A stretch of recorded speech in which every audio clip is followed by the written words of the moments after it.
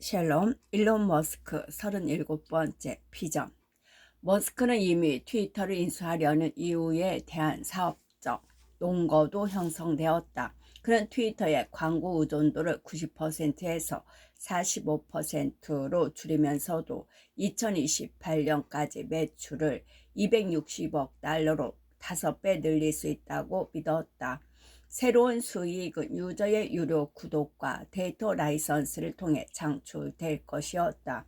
또한 위챗처럼 유저가 트위터를 통해 뉴스 기사나 여타 콘텐츠에 대한 소액 지불을 포함해 다양한 결제를 하도록 지원함으로써 얻을 수 있는 수익도 예상했다. 머스크는 4월에 은행가들과 통화한 후 내게 말했다. 위챗의 기능과 대등하게 가야 해요. 가장 중요한 것 중 하나는 콘텐츠를 만드는 사람들이 트위터에서 수익을 얻을 수 있도록 하는 거지요. 온라인 결제 시스템이 유저를 인정할 수 있다는 추가적인 이점이 따랐다. 유저에게 소정의 월 사용료를 부과해 신용카드 정보를 요구하면 실제 사람인지 여부를 확인할 수도 있었다. 이 시스템이 제대로 작동한다면 인터넷 전반에 실질적인 영향을 미칠 수 있었다. 트위터가 사람들의 신원을 확인하는 플랫폼 역할을 수행하면서 대형 미디어 기업에서부터 개인에 이르는 콘텐츠 제작들에게 돈을 버는 새로운 방법도 제공할 수 있게 되는 것이었다. 그는 또한 트위터에서 허용되는 발언에 대한 조리개를 열고 심지어 극단론자까지 포함해 누구의 계정이든 영구 금지하는 것을 피하고자 하는 이유도 설명했다. 토크 라디오와 케이블 TV에는 진보나 보수를 위한 정보 제공의 원천이 따로 있었다. 그는 90% 이상이 진보적인 민주당원들로 구성된 트위터와 콘텐츠 관리자들이 우파를 몰아냄으로써 소셜미디어의 발칸화, 서로 적대적인 여러 세력으로 분열시키는 발칸화와 유사한 현상을 일으킬 수 있다고 믿었다. 우리는 사람들이 소셜미디어 플랫폼으로 2020년 미국 대선 이후 기존 소셜미디어의 규제에 불만을 품은 극우 세력들이 가입하면서 회원 수가 급증한 것으로 알려져 있다. 트루스 소셜, 도널드 트럼프 전 미국 대통령이 만든 소셜미디어 플랫폼이다. 트루스 소셜에 가는 것처럼 소셜미디어에서 자신들만의 반향실로 갈라지는 세상을 막고자 하는 겁니다. 그가 말했다. 서로 다른 관점을 가진 사람들이 교류할 수 있는 하나의 공간을 마련하고 싶은 거지요. 그게 문명에 이루은 일이거든요. 이는 고귀한 정서였지만 그는 결국 진보주의자와 주류 미디어들을 다룬 소셜 네트워크로 쫓아내는 결과를 초래하는 성명과 뒤뚫을 그 중요한 임무를 약화하게 된다. 그 시점에서 나는 페룩이나 다른 친구들이 했던 것과 같은 질문을 던지며 그를 압박했다. 그 모든 것이 극도로 어렵고 시간이 많이 걸리며 논란을 불러일으킬 텐데 그러면 테슬라와 스페이스X에 대한 그의 사명을 수행하는 데 방해가 되지 않겠는가? 인지적 관점에서 볼 때 테슬라나 스페이스X만큼 어려운 일이라고 생각하지 않아요. 그가 말했다. 화성에 가는 것이나 지구의 전체 산업 기반을 지속 가능한 에너지로 바꾸는 것 같은 난제는 아니지요. 트위터를 인수한 이후 머스크는 기회가 닿을 때마다 인간을 다행성 종으로 만들어 인류 의식의 생존 가능성을 높이기 위해 스페이스X를 창업했다고 말하곤 했다. 테슬라와 솔라시티를 창업한 원대한 근거는 지속 가능한 에너지로 미래에 가는 길을 선도하기 위해서라는 것이었다. 옴티버스와 뉴럴링크는 사악한 인공지능으로부터 인류를 보호할 수 있는 인간과 기계 인터페이스를 창출하기 위해 시작한 것이었다. 그렇다면 처음에는 트위터는 나의 주요 사명들과 맞지 않는다고 생각했어요. 그가 4월에 내게 말했다. 하지만 나는 이것이 우리가 다행성 사회가 될 수 있는 시간을 벌어줌으로써 인류 문명을 보존하는 사명의 일부가 될 수 있다고 믿게 되었어요. 어째서 그런가? 부분적으로는 언론의 자유와 관련이 있었다. 미디어에서 갈수록 집단 사고가 늘어나 특정한 방침을 따르는 경향이 강해지고 있잖아요. 게다가 그 흐름에 동참하지 않으면 배척당하거나 목소리가 차단되잖아요. 그는 민주주의가 살아남으려면 트위터의 각성주의 문화를 몰아내고 편견을 뿌리 뽑아 사람들이 트위터가 모든 의견을 나눌 수 있는 열린 공간이라는 인식을 갖도록 하는 것이 중요하다고 생각했다. 하지만 내 생각에는 머스크가 트위터를 소유하고 싶어 했던 다른 두 가지 이유가 더 있었다. 첫 번째는 단순한 이유였다. 그것이 놀이공원처럼 재밌었기 때문이다. 트위터는 정치적 공방과 지력 경쟁, 멍청한 밈, 중요한 발표, 가치 있는 마케팅, 나쁜 말장난, 여과되지 않은 의견 피력 등의 장을 제공했다. 즐겁지 아니한가? 둘째, 개인적인 심리적 갈망이 있었기 때문이다. 트위터는 최고의 놀이터였다. 그는 어린 시절 그 험난한 남아공에서 재밌게 노는 데 필요한 정서적 능력을 전혀 갖추지 못했던 탓에 놀이터에서 구타와 괴롭힘을 당했다. 그것은 그에게 깊은 고통을 심어주면서 때로는 사소한 일에도 지나치게 감정적으로 반응하게 만들기도 했지만 세상의 모든 전투에 맞서 치열하게 싸울 수 있는 원동력이 되기도 했다. 온라인에서든 오프라인에서든 공격을 받거나 궁지에 몰리거나 괴롭힘을 당하는 것처럼 느껴질 때면 그는 아버지에게 무시당하고 반 친구들에게 따돌림을 당했던 고통스러운 장소로 돌아갔다. 하지만 이제 그는 그런 놀이터를 소유할 수 있게 되었다. 74장 열정과 냉정. 트위터 2022년 4월에서 6월 거래의 시작. 트위터 이사회와 머스크의 변호사는 4월 24일 일요일에 인수안의 세부 사항에 대한 작업을 마쳤다. 머스크는 오전 10시에 내게 밤을 새웠다는 문자를 보냈다. 나는 그에게 최종 협상 사항들을 조율하고 있었기 때문인지 아니면 트위터 인수 자체에 대해 걱정하고 있었기 때문인지 물었다. 그런 건 아니에요. 친구들과 파티에 가서 레드불을 너무 많이 마셨기 때문이에요. 그가 답했다. 레드불을 줄여야 하는 게 아닌가? 그래도 날개를 달아주잖아요. 그가 답했다. 그는 그날 하루 종일 구매 자금을 지원해줄 외부 투자자를 찾기 위해 노력했다. 그는 먼저 김벌에게 물어봤지만 김벌은 거절했다. 랠리 앨리슨에게는 좀 더 성공적인 결과를 얻어냈다. 앨리슨은 주초에 머스크가 이 거래에 투자할 의향이 있느냐고 물었을 때 물론이지요 라고 대답했다. 대략 어느 정도 생각하세요? 머스크가 물었다. 부담 드리려고 하는 게 아니라 지금 참여하겠다는 사람들이 많아서 규모에 맞춰 일부 신청자를 거부하거나 투자액을 조정해 보려는 겁니다. 10억 달러 또는 당신이 투자하라는 만큼, 앨리슨이 답했다.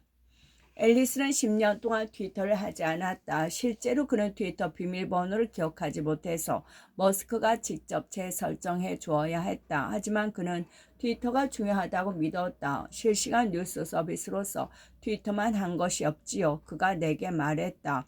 민주주의가 중요하다는데 동의하는 사람으로서 트위터에 투자할 가치가 있다고 생각했어요. 투자 참여에 열성을 보인 사람 중 한 명은 곧 불명예를 안게 되는 암호화폐 거래소 FTX의 설립자 샘 뱅크먼트 리드였다. 트위터가 블록체인을 기반으로 재건될 수 있다고 믿었던 그는 자신이 효율적 이타주의적 지지자라고 주장했고 효율적 이타주의 운동의 창시자인 월리엄 맥케스킬은 머스크에게 문자를 보내 둘의 만남을 주선했다. 머스크의 주거래 은행인 모건 스탠리의 마이크 그라임스도 자금 조달을 위해 노력 중이었는데 그 역시 머스크에게 뱅크먼트리드를 만나보라고 문자를 보냈다. 사실 지금 중요한 업무가 산더미처럼 쌓여 있어요. 머스크가 그라임스에게 문자를 보내 물었다. 급한 일인가요? 그라임스는 뱅크먼 프리드가 소셜미디어 블록체인 통합을 위한 엔지니어링을 담당하고 싶다며 $50를 투자하겠다고 했다고 말했다. 그는 머스크가 시간만 내주면 다음 날이라도 오스틴으로 날아올 수 있다는 것이었다. 머스크는 이미 김벌 및 다른 사람들과 블록체인을 트위터 기관망으로 사용할 수 있는 가능성에 대해 논의한 바 있었다. 하지만 도지코인과 다른 암호화폐로 한동안 재미있는 시간을 보내긴 했어도 머스크는 애초에 블록체인의 주동자가 아니었고 빠르게 흘러가는 트위터 게시물을 지원하기에는 블록체인의 처리 속도가 너무 느리다고 생각했다. 그래서 그는 그다지 뱅크먼 프리드를 만나고 싶은 마음이 없었다. 뱅크먼 프리드가 서로 견해가 맞으면 $50억 투자하겠다고 한다라는 내용의 문자를 그라임스가 거듭 보내자 머스크는 싫어요 버튼으로 응답했다. 대역 포카 대기 요구 대역 포카 대기 요구 시간은 PEP 네트워크로 지원할 수 없기 때문에 블록체인 트위터는 불가능해요. 그는 언젠가 뱅크먼 프리드를 만날 수 있겠지만 힘겹게 블록체인 논쟁을 벌일 필요가 없는 경우에 만나겠다라고 말했다. 얼마 후 뱅크먼 프리드가 머스크에게 직접 문자를 보냈다. 당신이 트위터로 하려는 일이 정말 기대됩니다. 그는 자신이 $1억 트위터 주식을 보유하고 있는데 그대로 풀오버하고 싶다고 했다. 머스크가 트위터를 개인 기업으로 전환하면 자신의 트위터 주식을 새로운 회사의 지분이 되도록 그대로 놔둘 것이라는 의미였다. 미안합니다만 누구신지요? 머스크가 문자로 답장을 보냈다. 뱅크먼 프리드가 사과와 함께 자신을 소개하는 문자를 보내자 머스크는 간결하게 단문을 보냈다. 롤오버 환영합니다. 이를 계기로 뱅크먼 프라드는 5월에 머스크에게 전화를 걸었다. 내 헛소리 담지기가 가이거 개수객 적색 경보처럼 울렸지요. 머스크의 말이다. 뱅크먼 프리드는 자신에 대한 이야기를 빠르게 쏟아내기 시작했다. 그는 마치 에더럴 같은 각성제라도 복용하는 것처럼 분당 1마일의 속도로 말했어요. 머스크의 말이다. 난 그가 거래에 대해 질문할 것이로 생각했는데 그는 자신이 하고 있는 일에 대해 계속 이야기했어요. 그래서 어이 진정 좀 하지라고 생각이 들었죠. 그런 느낌은 뱅크먼 프리드 역시 마찬가지였다. 그는 머스크가 제정신이 아닌 것 같다고 생각했다. 통화는 30분 동안 이어졌고 뱅크먼 프리드는 결국 투자에 합리하지도 트위터 주식을 롤오버하지도 않게 되었다. 머스크가 영입한 주요 투자 자료는 앨리슨 마이크 모리츠의 세케 이아 캐피털, 암호화폐 거래소 바이낸스, 안드레세 호로위치, 두바이 소재 펀드, 카타르 소재 펀드 등이 포함되었다. 카타르의 투자에는 머스크가 카타르 월드컵의 결승전 행사에 참석해야 한다는 조건이 포함되어 있었다. 사우디아라비아의 알왈리드 빈 달라 왕자는 이미 트위터에 투자한 금액을 롤오버하는 데 동의했다. 4월 25일 월요일 오후 트위터 이사회는 이 계획을 승인했다. 주주들이 이를 승인하면 거래는 가을에 완결될 것으로 예상되었다. 트위터의 공동 창업자인 잭 도시가 머스크에게 문자를 보냈다. 이것이 올바른 길입니다. 이를 성사시키기 위해 필요한 무슨 일이든 다 하겠습니다. 머스크는 축하하는 대신 오스틴에서 텍사스 남부의 스타베이스로 날아갔다. 그곳에서 그는 랩터 엔진 재설계에 관한 정기 야간 회의에 참석해 1시간 이상 원인을 알 수 없는 메탄 누출을 어떻게 처리할지 실험했다.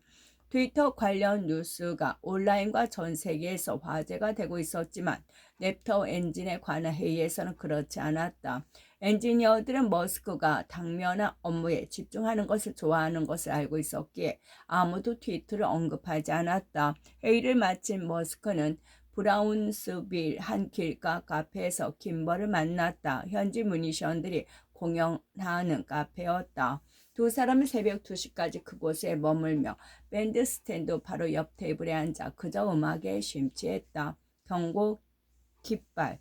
트위터 이사회가 그의 제안을 수락한 다음 날인 금요일 머스크는 로스앤젤레스로 날아가 웨스트 할리우드에 있는 소호 클럽의 옥상 레스토랑에서 4명의 아들과 저녁 식사를 했다. 그들은 트위터를 잘 사용하지 않았고 그래서 의아해했다. 왜 트위터를 사려고 하죠? 아이들의 질문만 봐도 좋은 생각이 아니라고 생각한다는 것은 알 수 있었다. 포용적이고 신뢰받을 수 있는 디지털 공공광장을 갖는 것이 중요하다고 생각해서지. 그가 대답했다. 그러고는 잠시 생각한 후 그렇게 하지 않으면 어떻게 2024년에 트럼프를 다시 당선시킬 수 있겠니? 라고 물었다. 농담이었다. 하지만 때로는 자녀들도 머스크가 농담을 하는 건지 진담을 하는 건지 구분하기 어려웠다. 어쩌면 그 자신도 그럴지 몰랐다. 아이들은 경악했다. 머스크는 농담이라며 아이들을 안심시켰다. 저녁 식사가 끝날 무렵 아들들은 머스크가 트위터를 인수한 이유를 대부분 받아들였지만 여전히 불편해했다. 아이들은 내가 화를 자초하고 있다고 생각했어요. 그의 말이다. 물론 그들의 말이 맞았다. 그들은 또한 아버지가 실제로 문제를 이야기하길 좋아한다는 것도 알고 있었다. 그 문제는 일주일 후 5월 6일 그가 샌프란시스코에 있는 트위터 본사의 경영진을 만나러 갔을 때 시작되었다. 그가 원격 근무를 비난하는 트윗을 올렸음에도 불구하고 그가 도착했을 때 아르데코 양식의 호화스러운 본사는 거의 비어 있었다. 심지어 아그랄왈도 보이지 않았다. 코로나19 양성 판정을 받은 탓이었다. 아그랄와는 원격으로 회의에 참여했다. 이 회의는 트위터의 CF 네드 시걸이 주도했는데 그는 머스크의 심기를 거스르며 짜증나게 했다. 트위터는 공개 자료에서 북과 가짜 계정이 전체 유저의 5%를 차지한다고 추정했다. 머스크는 자신의 경험을 통해 이 수치가 문제를 크게 과소평가하는 것이라고 확신했다. 트위터는 유저들이 다른 이름이나 가명으로 새 계정을 만드는 것을 허용하고 심지어 권장하기도 했다. 일부 트롤 농장, 허위 정보를 유포하는 댓글 부대들은 수백 개의 계정을 사용했다. 이러한 가짜 계정은 서비스를 오염시킬 뿐만 아니라 당연히 수익 창출의 대상도 될 수 없었다. 그는 시걸에서 트위터가 가짜 계정의 수를 파악하는 데 사용한 프로세스를 설명해 달라고 요청했다. 트위터 경영진은 머스크가 인수 제안을 수정하거나 철회하기 위한 근거를 마련하고 있다고 의심했기 때문에 답변에 신중을 기했다. 그들은 정확한 답은 모른다고 말했어요. 머스크가 그 만남 직후에 한 말이다. 그는 뭐라고요? 모른다고요? 라고 했지요. 이후 나온 말들 얼마나 터무니없던지 실리콘밸리 시트콤이라고 해도 말이 안 된다고 생각할 정도였어요. 내 턱이 몇 번이나 바닥을 칠 정도로 떨어져 실제로 아플 정도였다니까요. 머스크는 짜증이 나면 종종 사람들에게 매우 구체적인 질문 공세를 펼친다. 그는 트위터 임원들에게 질문 세례를 퍼붓기 시작했다. 소프트웨어 프로그래머들은 하루 평균 몇 줄의 코드를 작성하는가?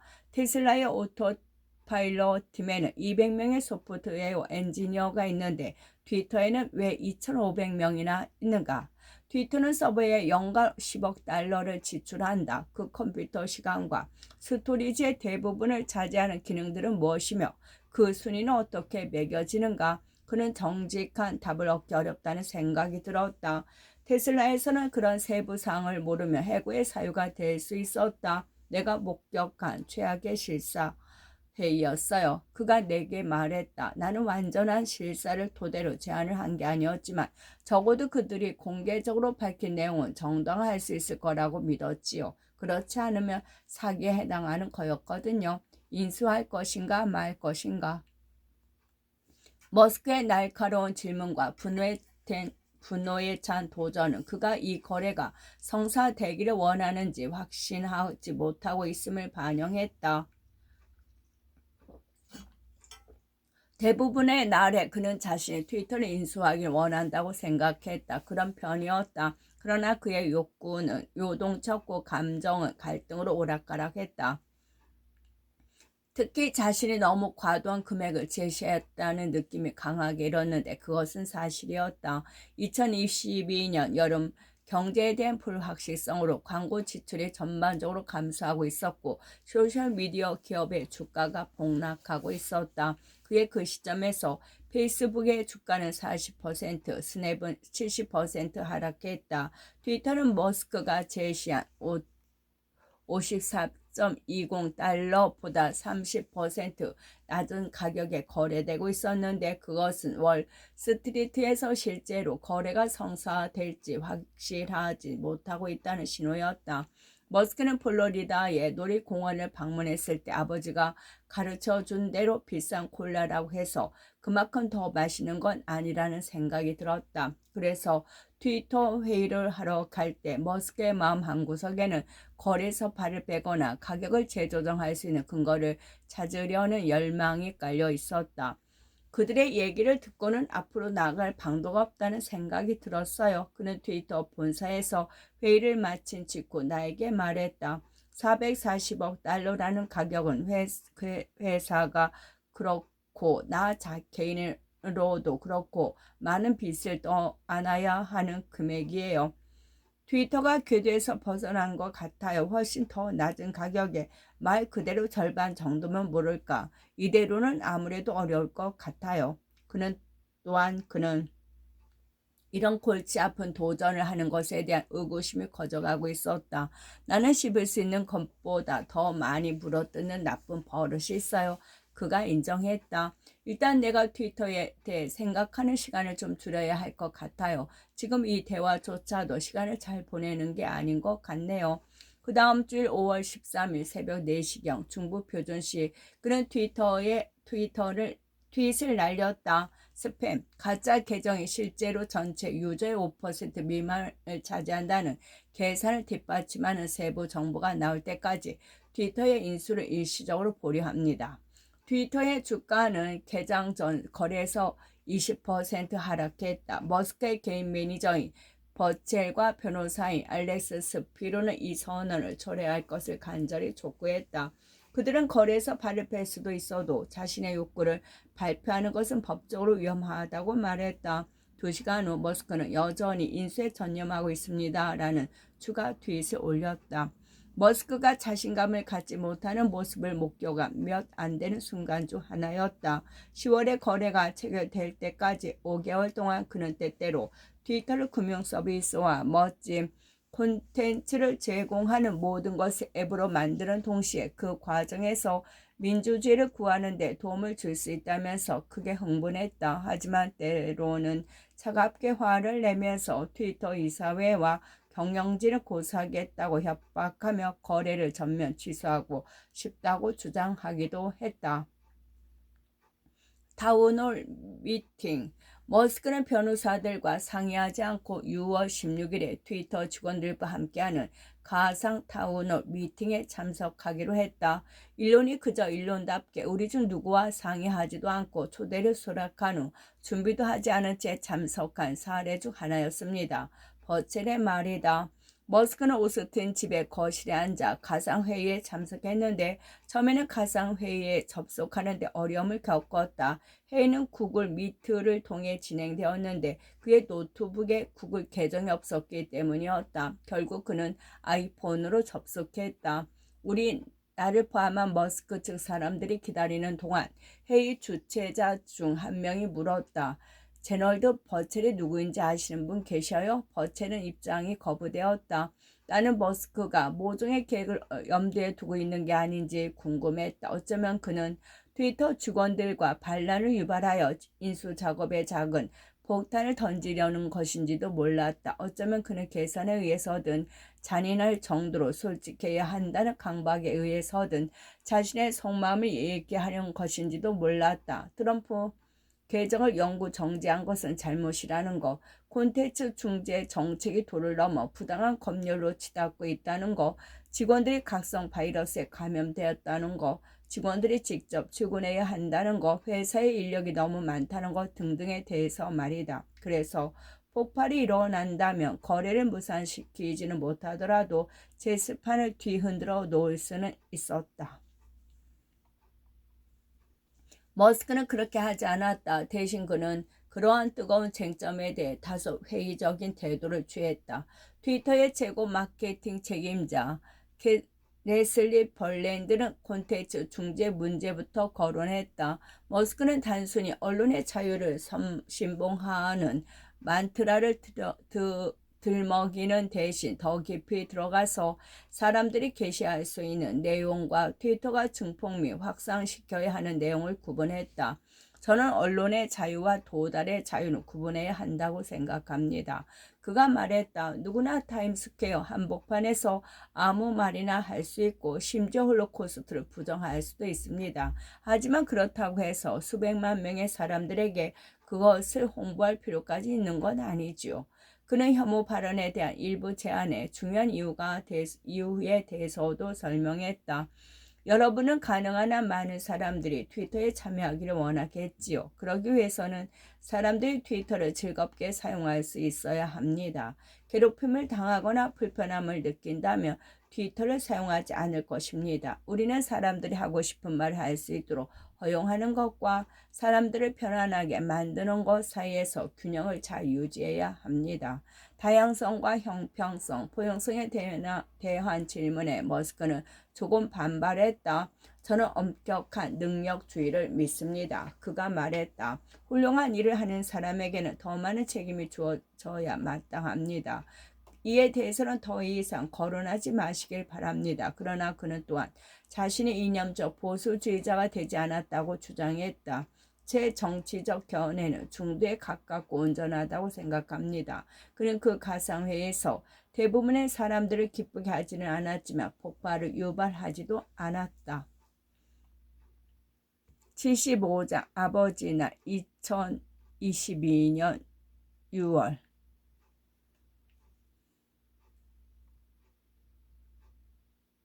내 모든 아이들, 행복한 아버지 날입니다. 내 모든 아이들을 정말 사랑합니다. 2022년 6월 19일 아버지 날 새벽 2시에 머스크가 올린 트윗은 겉으로 보기에는 무해하고 심지어 달콤하기까지 했다. 하지만 그 모든이라는 단어의 이면에는 드라마가 도사리고 있었다. 그의 트랜스젠더 딸 제나는 얼마 전 18살이 되자마자 어머니와 함께 살고 있는 로스앤젤레스 법원에 가서 공식적으로 이름을 자비에 머스크에서 비비안 제나 윌슨으로 변경했다. 그녀는 어머니 저스틴이 머스크를 만나 결혼하기 전까지 사용하던 이름인 제니퍼 윌슨과 비슷한 제나를 일상적인 이름으로 사용했다. 저는 더 이상 생물학적 아버지와 함께 살지 않으며 어떤 방식이나 형태로든 아버지와 관계를 맺고 싶지 않습니다. 그녀는 법원에서 이렇게 전명했다. 머스크는 대명사 기재에 관한 관례는 수용하지 않았으나 제나의 성전환 사실은 어쨌든 받아들였다. 그는 제나가 정치적 이념 때문에 자신을 거부하고 있다고 믿었다. 국도의 공산주의에 경도되고 부자는 사악하다는 일반적인 정서에 물든 탓이지요. 그의 말이다. 머스크는 이 모든 것이 혼란스러웠다. 성차별이 존재해서는 안 된다고들 하지만 동시에 성이나 너무나 달라서 돌이킬 수 없는 수술만이 유일한 선택인 세상에 살고 있지요. 그는 그 주에 올린 트윗이다. 아마 나보다 더 현명한 사람이 이 양분 논리를 설명할 수 있을 것 같네요. 그런 다음 그는 거의 자신에게 보내는 메모이자 모종의 선언처럼 우리 모두가 덜 비판적이라면 더 나은 세상이 될 것이라고 덧붙였다. 제나의 거절은 아버지 나를 고통스럽게 만들었다. 인류는 제나를 정말 사랑하고 진정으로 그녀를 인정합니다. 제나와 친하게 지내던 그라임스는 말한다. 그가 어떤 일이든 그렇게 상심하는 모습을 본 적이 없습니다.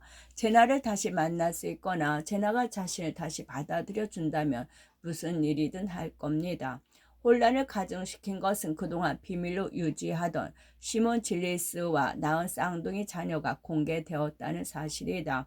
쌍둥이는 태어나자마자 질리스의 성을 따랐다. 하지만 머스크는 제나와 소원해지면서 쌍둥이의 성을 바꾸고 싶다고 생각을 갖게 되었다. 제나의 이름에서 머스크를 지워버렸을 때 인류는 정말 슬퍼했습니다. 질리스는 말한다. 그러고는 우리 쌍둥이에게 자기 성을 따르게 해도 괜찮겠느냐고 물었습니다. 그들이 작성해 제출한 법원 서류는 곧 유출되었다. 그 과정에서 그라임스는 친구로 여기던 질리스가 머스크와의 사이에서 쌍둥이를 낳았다는 사실을 알게 되었다. 그라임스와 대면한 머스크는 이와 관련하여 그저 질리스가 스스로 원하는 대로 할 권리가 있다고 말할 뿐이었다. 그라임스는 분노했다. 아버지 날 그들 모두가 질리스와 그녀가 낳은 쌍둥이들이 그라임스의 자녀 X 및 Y와 함께 시간을 보낼 수 있는지 등의 문제를 놓고 논쟁을 벌였다. 한마디로 엉망진창인 상황이었다. 머스크와 질리스는 두 사람 사이에 태어난 아이들에 대해서는 아무런 언급도 하지 않은 채 매주 뉴럴링크 회의에 함께 참석했다. 머스크는 그런 어색한 상황을 해소하는 방법이 트위터에서 농담을 하는 것이라 느꼈다. 저출산 위기 해소를 돕기 위해 최선을 다하고 있습니다. 그가 트윗했다. 출산율 붕괴는 문명이 직면한 가장 큰 위험입니다. 테크노 메카니쿠스 머스크 2022년 아버지 날은 마치 멀티플레이어 게임처럼 또 하나의 서브플롯이 엮어 있었다. 머스크와 그라임스는 그 주에 테크노 메카니쿠스 머스크라는 이름의 셋째 아이를 비밀리에 낳았다. 대리모가 낳은 이 남자 아이에게는 원주율 파이의 2배에 해당하는 무리수를 나타내는 그리스 문자를 따서 타우라는 별칭이 붙어졌다. 타우의 근사치 6.28은 머스크 자신의 생일인 6월 28일을 나타내기도 했다. 그들은 이 셋째 아이의 존재를 비밀에 붙였다. 머스크는 곧 타우와 유대감을 형성했다. 타우가 생후 2개월이 되었을 때 그라임스의 집을 방문한 머스크는 바닥에 앉아 타우에게 이유식을 먹였다. 아이는 계속 아빠 턱의 수염을 만지려고 손을 뻗으며 장난을 쳤다. 타우는 정말 놀랐습니다. 이 아이는 상대의 영혼을 깊이 들여다볼 수 있는 눈빛과 뛰어난 지능을 가지고 태어났어요. 작은 스팍처럼 생긴 게 틀림없는 벌컨 사람입니다. 그라임스의 말이다. 몇 주 후 머스크는 기가 텍사스에서 연속되는 회의 사이에 휴식 시간에 조용히 앉아 아이폰으로 뉴스를 훑어보다가 뉴시드 모터스의 부진한 분기별 판매량 복곳을 보게 되었다. 머스크는 몇 분간 웃다가 뒷을 날렸다. 2분기에 저들이 만든 자동차 수보다 내가 낳은 아이의 수가 더 많았어요 라고 적었다. 그러고는 혼자서 큰 소리로 계속 웃었다. 다른 사람은 몰라도 나는 자조적 유머를 좋아해요. 그가 말했다.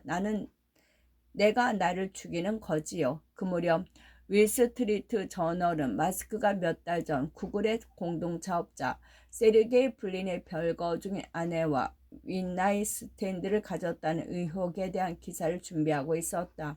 그리고 머스크와 블린의 관계 금이 같다는 것이 이야기의 근거였다. 기사가 보도된 직후 두 사람은 함께 파티에 참석했는데 머스크는 블린 쪽으로 몸을 움직여 셀카를 찍으려 했고 블린은 이를 피하려 했다. 머스크는 이 사진을 뉴욕포스트에 보내 두 사람이 사이가 틀어졌다는 주장을 반박했다. 그리고 이렇게 트윗했다. 저에 대한 관심의 양이 초신성처럼 커져서 정말 짜증나는 일도 생겼네요. 안타깝게도 저에 대한 사소한 기사도 많은 클릭을 유발합니다. 문명을 위한 유용한 일을 하는데 고개를 숙이고 집중할 수 있도록 최선을 다하겠습니다. 그러나 그게 고개를 숙이고 자중하는 일은 자연스럽게 이루어지지 않았다. 아버지의 죄. 끝.